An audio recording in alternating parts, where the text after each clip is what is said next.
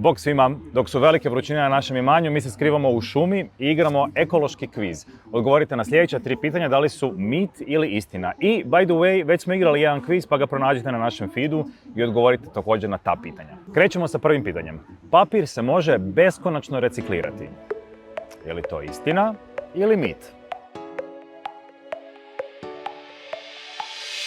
To je mit. Papir se ne može beskonačno reciklirati, zato je papirna vlakna gube na kvaliteti i uvijek će nam trebati novog papira.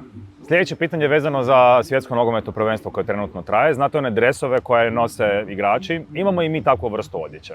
Pa je pitanje, kada peremo takvu sintetičku odjeću, oslobađa se mikroplastika. Da li je to istina ili mit? To je istina. Pranjem sintetičke odjeće oslobađa se mikroplastika i ona ostaje u vodi i ostaje u našoj hrani i kasnije završava u našem organizmu. I treće pitanje za danas. Plastika je problem samo u oceanima. Je li to istina ili mit?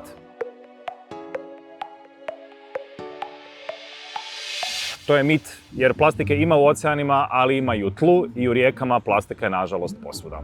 I zato je trebamo reciklirati ili još bolje, još manje koristiti. Koliko ste znali odgovora ovog puta? Napišite nam u komentarima i vidimo se u sljedećem kvizu.